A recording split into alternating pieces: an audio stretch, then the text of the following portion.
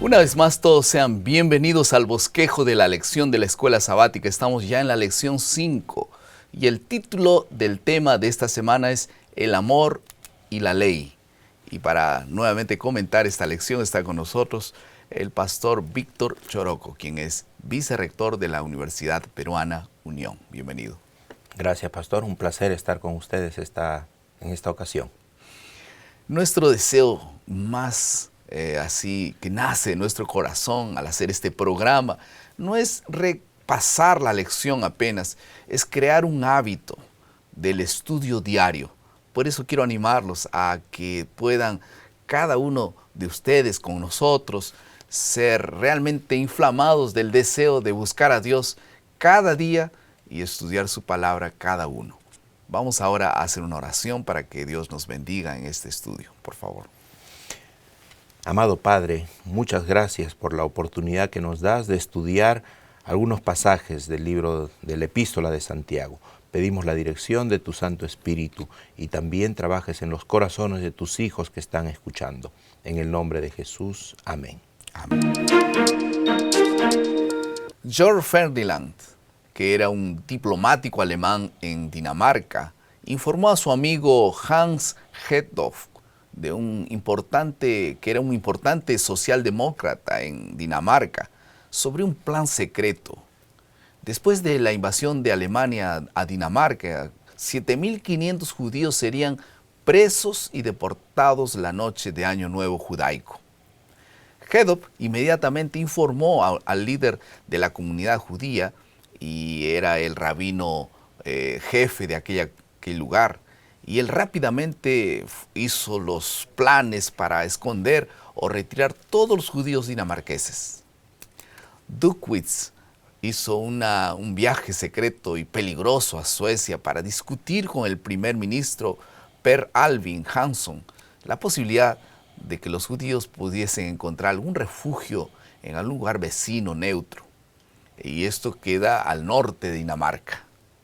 Además de eso, arriesgó su propia vida y también él hizo que los dinamarqueses hicieran todo lo posible para apoyar a sus amigos, los vecinos judíos. Como resultado de este paso de informaciones secretas para las fuentes ciertas, se estima que el 99% de todos esos hombres judíos dinamarqueses sobrevivieron. Un acto de bondad. El enfoque de la lección de esta semana es saber que en el cumplimiento de la ley, del amor, desviamos nuestra atención de nosotros mismos para la devoción a Dios y al servicio de nuestro prójimo. Vamos a la segunda parte de nuestro bosquejo.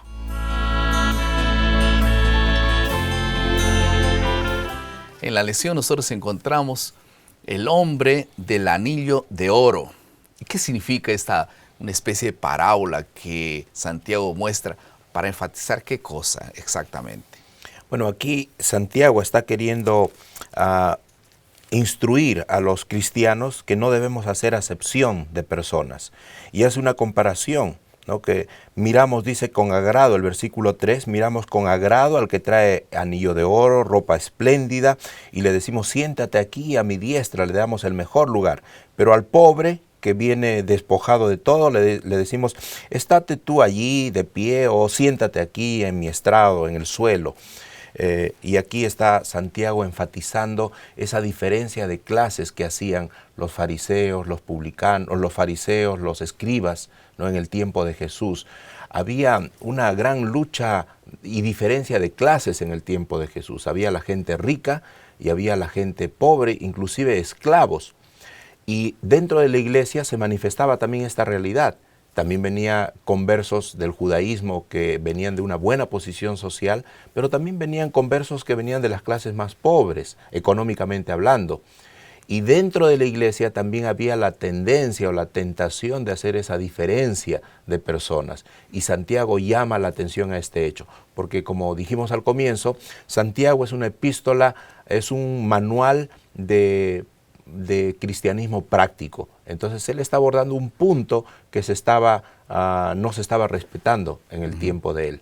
Y por eso es que en el versículo 9 Santiago declara, si hacéis acepción de personas, cometéis pecado, ¿no? O sea que mirar con diferencias a unos y otros es pecado para Dios, ¿no? Y esa era la realidad del tiempo también. Así es pecado. Y en el versículo 10 lo completa, porque alguno tal vez puede considerar que es un pecado menor, o es solamente un pecadito. Pero el versículo 10 dice, porque cualquiera que guarde toda la ley, pero ofendiera en un punto, por más pequeño que fuere, se hace culpable de toda la ley. Así que por más que guardemos formalmente los otros mandamientos, pero hacemos acepción de personas, tratamos de una manera distinta a los que nos pueden favorecer y de una manera ignominiosa a aquellos que nunca nos van a ser útiles económicamente o materialmente hablando, entonces estamos cometiendo pecado. Y al cometer ese pecado nos hacemos culpables de toda la ley. En el libro de Santiago nosotros encontramos una declaración interesante en la que se llama a la ley de Dios ley real. ¿Por qué? Bueno, real por lo que viene de la realeza. Es lo mismo que la ley de Dios. La ley de Dios, la ley de Jesús, es la ley real, porque Dios es el Rey de Reyes y Él es el que dio esta ley para sus hijos. Parece que quería afirmarla, ¿no? Para no ser una ley más.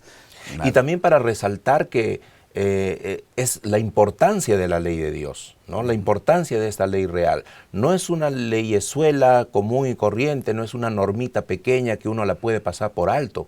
Es la ley real, que es dada por el propio Rey del universo. Entonces la ley real de Dios. Así es. No, porque había muchas leyes reales de los reyes de aquel tiempo, pero la ley que da el Rey de Reyes, él quería resaltar ese asunto allí, ¿no? Ahora, vamos a pasar a la segunda parte de este juicio y la ley. La ley a la que se refiere Santiago es la ley de los 10 mandamientos, a esta ley. Sí, y le llama también la ley de la libertad.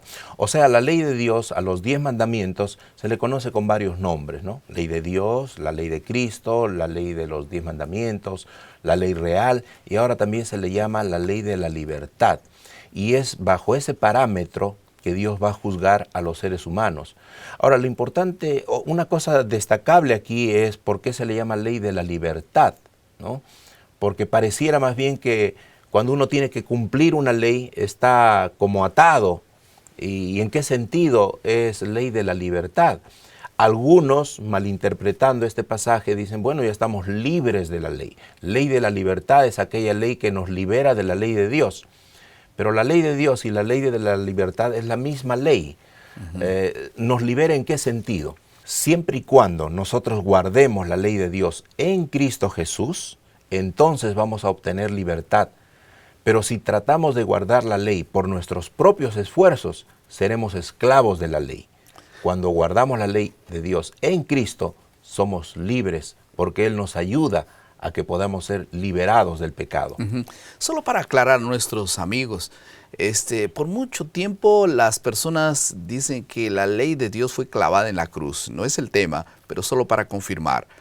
Y aquí nosotros vemos una clara expresión de que la ley está vigente, ¿no? Porque Santiago, ¿en qué año fue escrito? Alrededor del año 45 aproximadamente. Si la ley fue crucificada con la muerte de Cristo, entonces imagínense esos 40 años, el abordaje de la ley sería diferente, ¿no? Pero aquí hay una especificación de la ley de Dios y habla Santiago sobre algunos mandamientos bien específicamente, ¿no? Ahora, ¿cuál es la relación de ley y juicio? Bueno, todo juicio se tiene que hacer en base a una ley. No puede haber un juicio si no hay un parámetro sobre el cual medir. En este caso, el juicio de Dios va a ser bajo el parámetro de la ley de Dios, los 10 mandamientos y todo lo que ello implica. Todos seremos juzgados bajo esa ley. Santiago termina sus declaraciones diciendo que la misericordia triunfa sobre el juicio. Así es. Porque si solamente nosotros nos basamos en lo que nosotros podemos hacer en relación con la ley de Dios, con nuestros esfuerzos guardar la ley de Dios, ninguno sería salvo. Ninguno sería salvo. Y si aplicamos la justicia estrictamente, tendríamos que recibir lo que Jesús recibió. Entonces, pena de muerte. El principio fundamental de toda obediencia es el amor. Es el amor. es la misericordia. Y gracias a la misericordia de Dios, gracias a la gracia de Dios, es que nosotros vamos a ser salvos, porque Jesús pagó por nosotros y recibió por nosotros lo que nosotros merecíamos. Vamos a pasar a la tercera parte de nuestro bosquejo, que es la aplicación. ¿Qué es más fácil, ser crítico o mostrar misericordia? Automáticamente para el ser humano es más fácil ser crítico. Cuando vemos una persona que tal vez está mendigando, nosotros tendemos a criticarla porque no va a trabajar. Siempre es primero encontrar algún defecto en los que más necesitan. Y difícilmente nosotros tenemos misericordia en el corazón. ¿Qué te parece si la próxima vez que ves una persona con dificultades, con tal vez algunas cargas que lleva sobre sus hombros de sufrimiento, de pobreza o miseria, en vez de criticarlo, ¿por qué no pides a Dios que te coloque en el corazón un poco de misericordia, mucha misericordia? Este es un asunto muy importante para aplicar en relación a la lección de esta semana. Un segundo asunto, Pastor Choroco, que podemos aplicar. Bueno, también podemos considerar que es mucho más fácil ser obedientes a la voluntad de Dios cuando lo hacemos por amor y no solamente por obligación. Por ejemplo, en una relación matrimonial, cuando recién me casé, toda mi vida de soltero, a mí no me gustaban las papas, especialmente la papa sancochada. La única papa que yo podía comer era frita, ¿no? Pero después ningún tipo de papa me gustaba. Pero cuando me casé, a mi esposa le gustaba mucho la papa, en todas sus formas. Y en cada comida había algún tipo de papa, o frita, o sancochada, o horneada, de alguna manera. Pero yo amaba a mi esposa y quería comer lo que ella preparaba. Y aprendí a comer papa. Ahora a mí me gusta la papa en muchas formas, horneada, sancochada. ¿Por qué aprendí a comer la papa? No fue por miedo, no fue por obligación, no fue por temor, por pánico. Fue porque amaba a mi esposa. A obedecer por amor es mucho más sencillo, es mucho más feliz y gratificante que obedecer por miedo y por obligación. Y Dios se encarga de poder realmente transformar el paladar espiritual, ¿no? Para apreciar y gustar las cosas que Dios nos ofrece. Una tercera aplicación podría ser al vernos como criaturas humanas en aflicción, sea debido a algún infortunio, sea por causa del pecado, jamás diremos, no tengo nada que ver con eso. Nosotros no podemos ser indiferentes. Tal vez ese es un tema que enfatizó la lección. La indiferencia es un pecado terrible. Cada vez que tú veas un problema en alguna otra persona, no digas, no tengo nada que ver con eso. Tú puedes hacer una oración por él y puedes hacer alguna cosa. Eso es lo que Dios demanda de sus hijos. Vamos a la última parte de nuestro bosquejo, que es la creatividad. ¿De qué forma la justicia de Cristo en su vida afecta la vida de otras personas con quien usted entra en contacto todos los días? ¿Qué significa ser un embajador? En el sentido más puro, realmente el embajador es un funcionario diplomático del más alto nivel enviado por un soberano o el Estado para otro lugar, como un representante residente en aquel lugar. Y cuando somos bautizados, estamos declarando fidelidad a Jesús, y que es el Rey de Reyes y Señor de Señores. Él entonces nos envía en misión diplomática como representantes de Él en su reino y para presentar un mensaje de esperanza y de reconciliación. Todos nosotros fuimos llamados para ser embajadores de esperanza, embajadores de misericordia, para representar al Rey de Reyes, para llamar a las personas, para participar y también gustar del reino que Dios promete para todos los que le aman. ¿Qué te parece si esta semana tú puedes considerarte en el nombre del Señor Jesús un verdadero representante de Dios, un embajador de Dios? Allí donde estás, en tu vecindad, tú puedes representarlo dignamente ¿Qué te parece? Vamos a orar. Querido Padre, muchas gracias por tu palabra. Bendice, Señor, nuestra misión como embajadores del reino de Dios. Que la misericordia y el amor nos caracterice. Jamás en nuestro corazón nazca indicios. Y si nace, por favor, Señor, apágalos, destrúyelos.